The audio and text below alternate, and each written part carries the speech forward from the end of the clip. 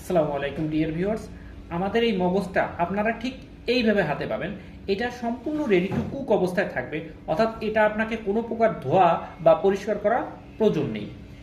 Dear viewers, এই হচ্ছে আমাদের চিংড়ি মাছের মগজ।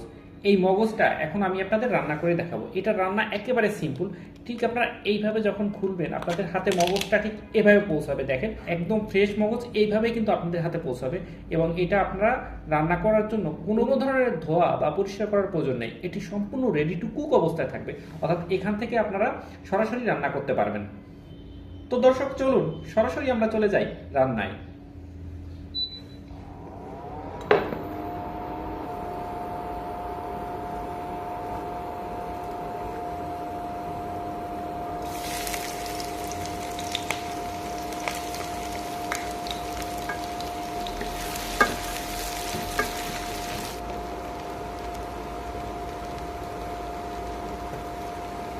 দিয়ে দিচ্ছি সামান্য পরিমাণ হলুদ।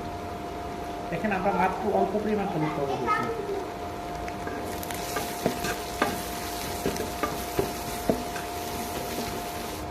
ডিয়ার ভিউয়ার্স, এই পেঁয়াজটা জাস্ট একটু নরম হয়ে আসলে এর ভিতর আমরা দিয়ে দিচ্ছি কাঁচামরিচগুলো।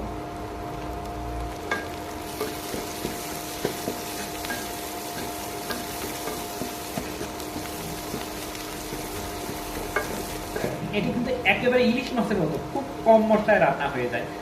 শুধুমাত্র কাঁচামরিচ, পেঁয়াজ, হলুদ এবং লবণ, সাথে হালকা একটু শুকনো মরিচ ব্যবহার করছি। আপনারা ইচ্ছা করলে এটা দিতে পারেন, আবার নাও পারেন। এখন আমি দিয়ে দিচ্ছি সামান্য পরিমাণ শুকনো মরিচ। এটি কিন্তু অপশনাল, ইচ্ছা করে আপনারা দিতেও পারেন, আবার নাও দিতে পারেন। এটা শুধুমাত্র কাঁচামরিচ, পেঁয়াজ, লবণ, হলুদ দিয়ে খাওয়া যায়, এতেই সবচেয়ে বেশি টেস্ট হয়।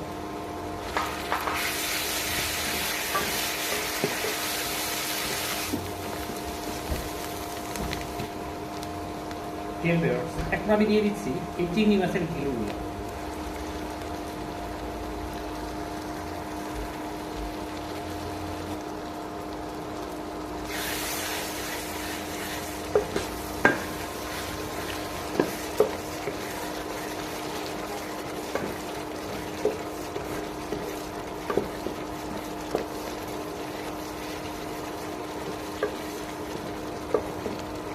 গরম গরম ধোয়া ওঠা ভাত, চাপটি, চিটাই পিঠা, রুটি পিঠা, অথবা চালের গুঁড়ির রুটি, অথবা আটা রুটি, যা দিয়ে আপনি খান না কেন, এটা কিন্তু খুবই মুখরোচক এবং টেস্টফুল খাবার।